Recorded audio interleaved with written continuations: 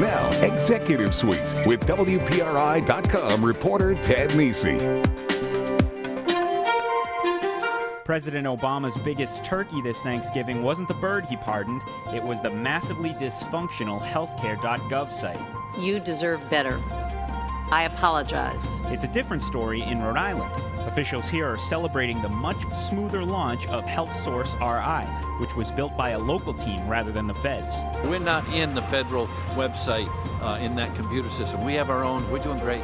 We're doing really well. But a working website doesn't guarantee HealthSource RI will achieve its #1 goal, to enroll tens of thousands of individuals and small businesses in new insurance plans. And nobody's figured out how the state will pay for the agency's proposed $26 million budget. This week on Executive Suite, a health reform checkup with HealthSource RI Executive Director Christine Ferguson. Welcome to Executive Suite. I'm Ted Nesi, and Christy, thank you for joining me. And before we get any further, you said to me as you watched that, you said it's not $26 million anymore in the budget. What's the number now? The number in the budget is the carryover of the federal dollars, and that's only for half a year. So the total cost that we've estimated is somewhere between $17 and $20 million, but that's still under discussion. Okay, so we're going to talk more about that later in the show, but I wanted to give you a chance to immediately, don't want to get PolitiFacted myself either, so we're going to talk later in the show also about, very silly, about the shop exchange. That's part of what I wanted to have you on, because that's for small businesses, the audience for this show, but first just want to do a checkup in a way on this. Obviously, as people heard in the opening, the federal healthcare.gov rollout has been a disaster technologically.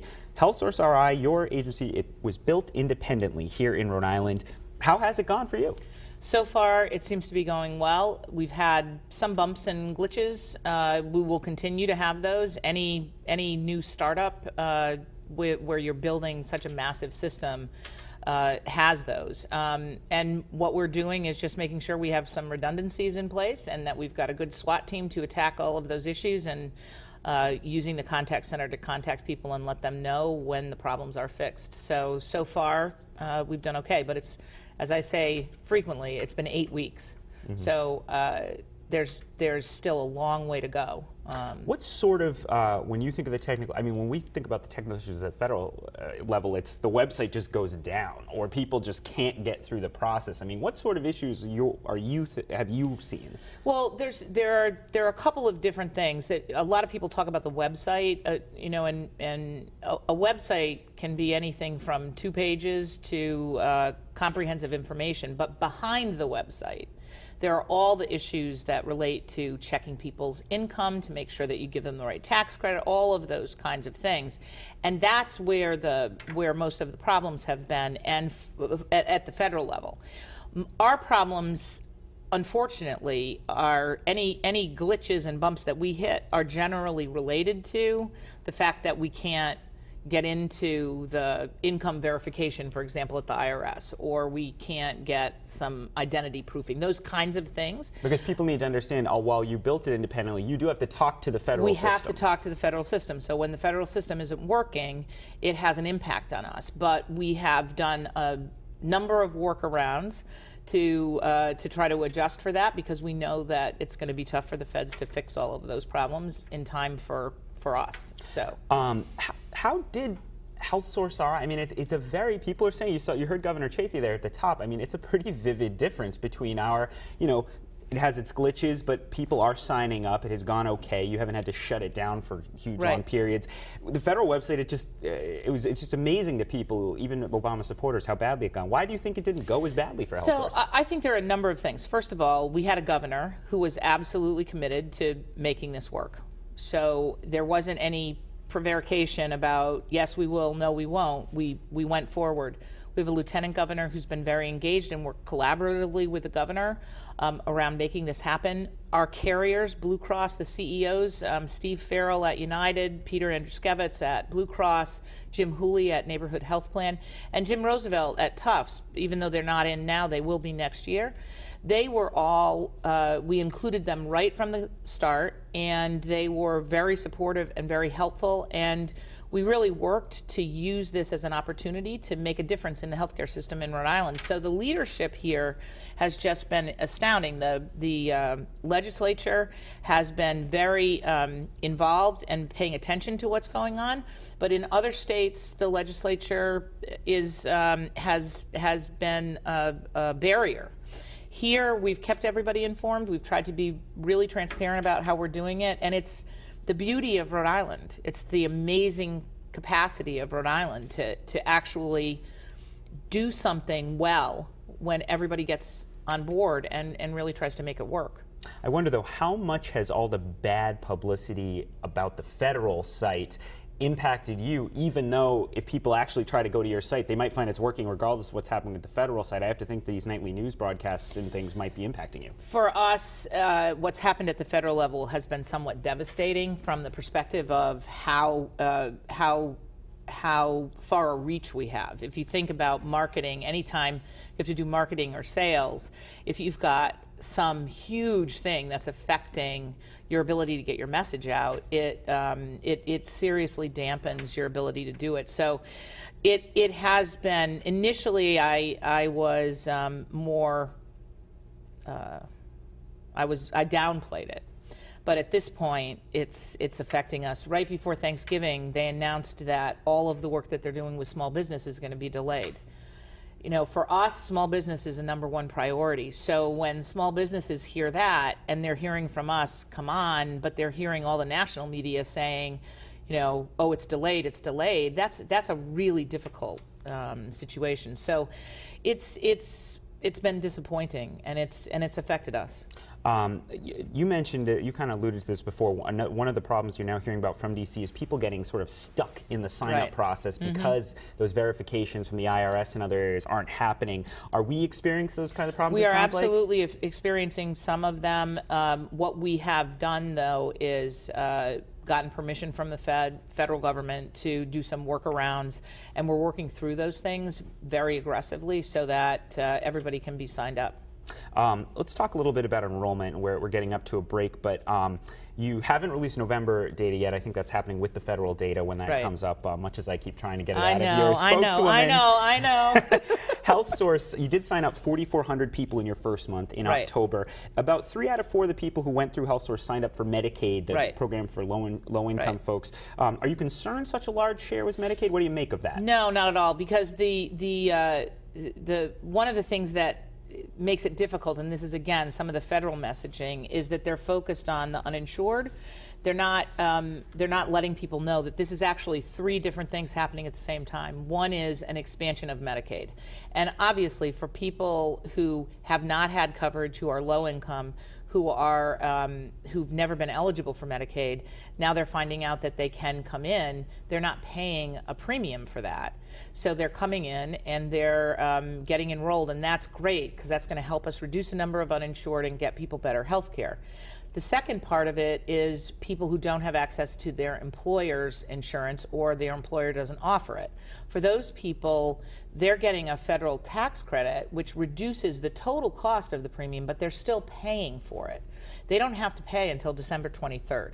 So for January coverage.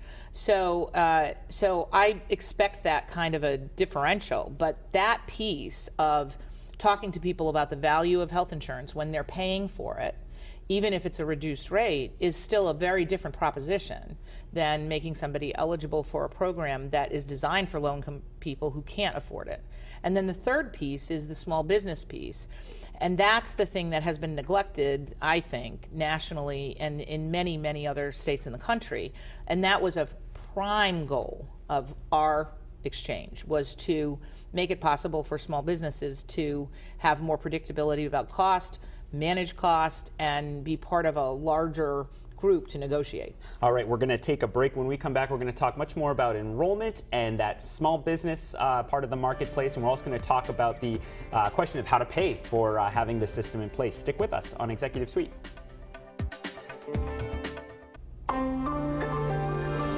Welcome back to Executive Suite. I'm Ted Nesi, and I'm pleased to be joined by a very busy woman these days, HealthSource RI Executive Director Christine Ferguson. HealthSource RI is, of course, the Rhode Island version of the Affordable Care Act, Obamacare marketplaces. Christy, we were talking about enrollment before the break.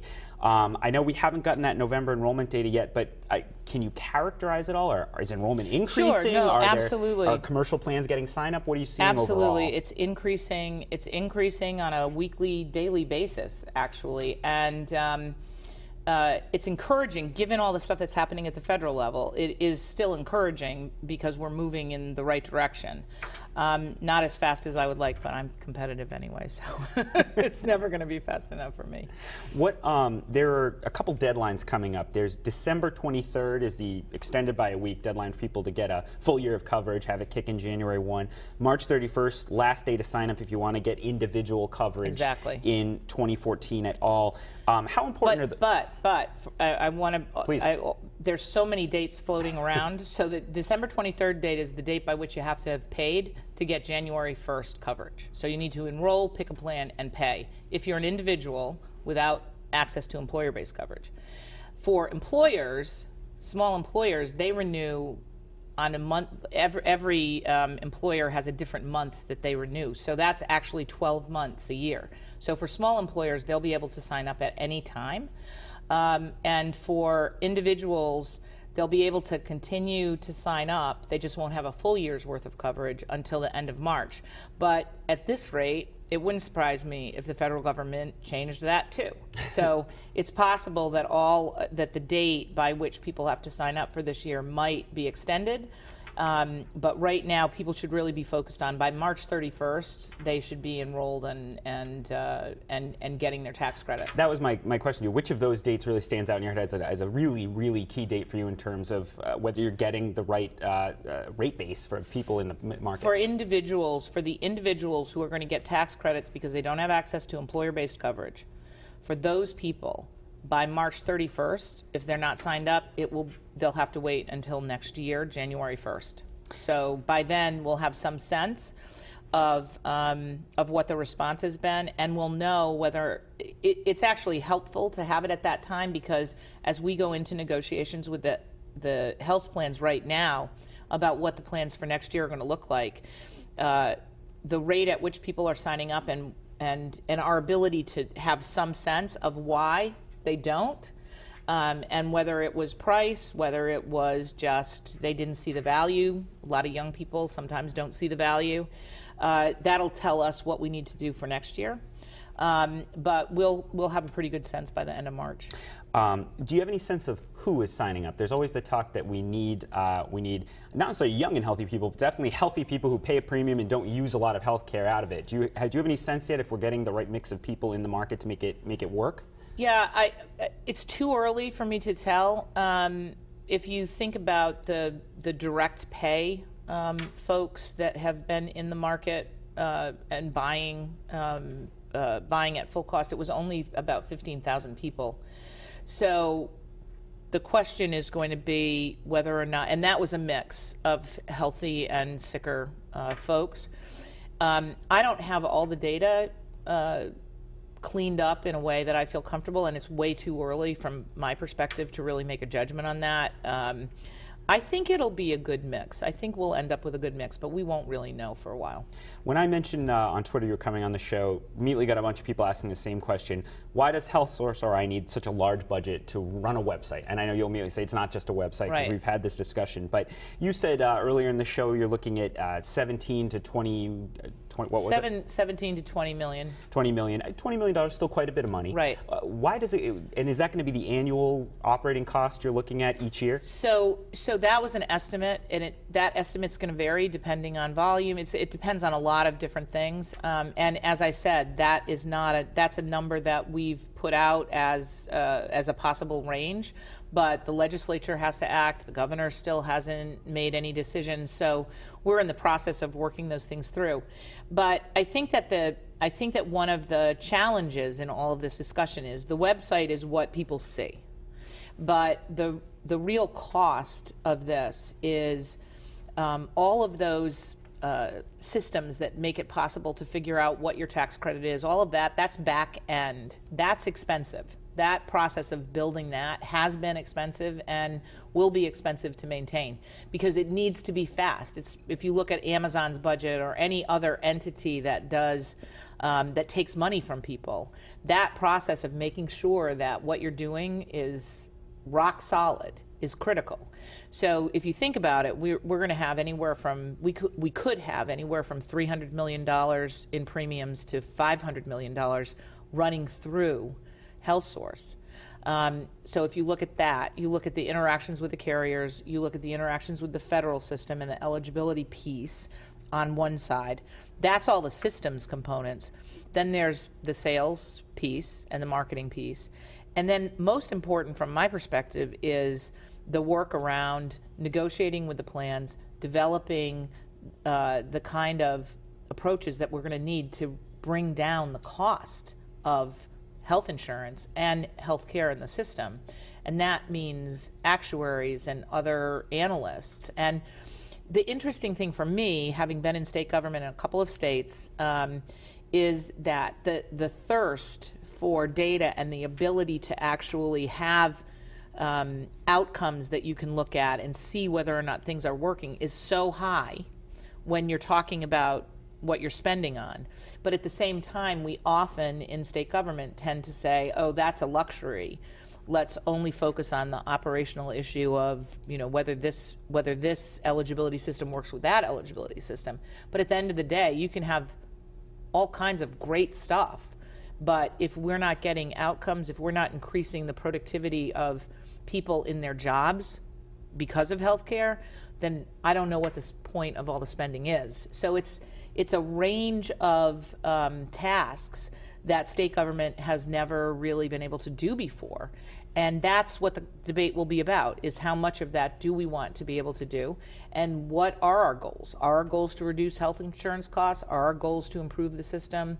Are we trying to educate people about the different ways they can get care and limited, high-performing kinds of networks versus total choice? All of those things are things that are worth spending money on if we collectively believe that that's going to get us to lower costs. A pitch I bet you'll be making before the General Assembly more than a few times in the next 3 months. All right, we're overdue for a break. When we come back, how small businesses, not just individuals, can use HealthSource RI. Stick with us on Executive Suite.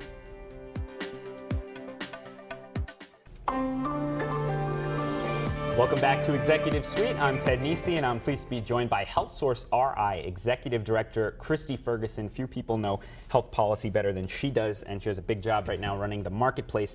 I want to talk about the SHOP Exchange. I've been teasing it for small businesses. What is it, and how do they use it?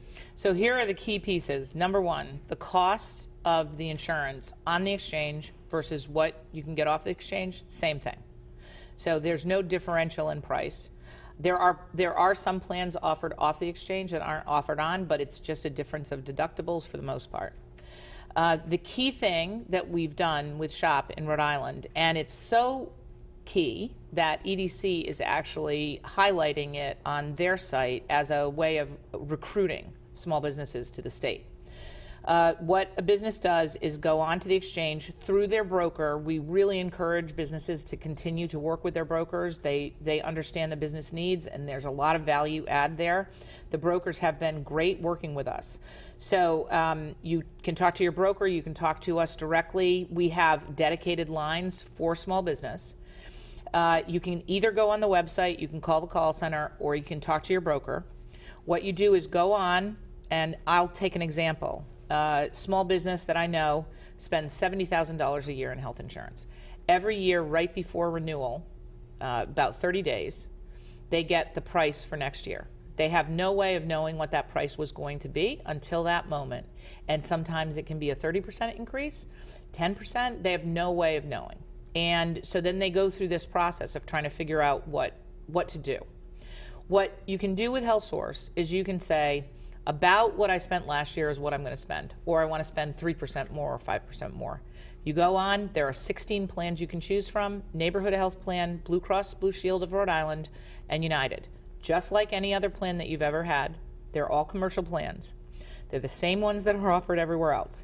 You go on, you pick a plan. You determine what your contribution level is going to be. Some have 50%, 65%, whatever it is for an individual. That dollar amount for that plan, your employees can then say, I'm going to take that amount of money that you're paying, and I don't like the plan you picked. I'm going to pick something that's less expensive or more expensive. So you as a business can come in and peg the price you want to pay, pick a plan that's closest to that, and then allow your employees to choose what's going to work for their budget and their healthcare needs. You send one check to HealthSource Rhode Island. There's no added administrative burden.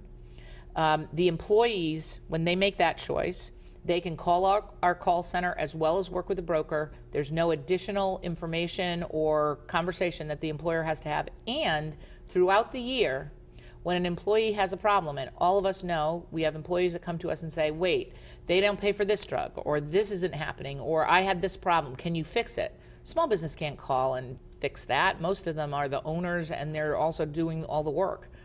They'll be able to call the call center whenever there's a problem, and the call center will facilitate any interaction with the health plan and will help them work through whatever problems they have. So we view this as a way of reducing administrative burden, allowing businesses to have a predictable cost and set the price that they want to pay, and allow employees to choose what kind of plans they want.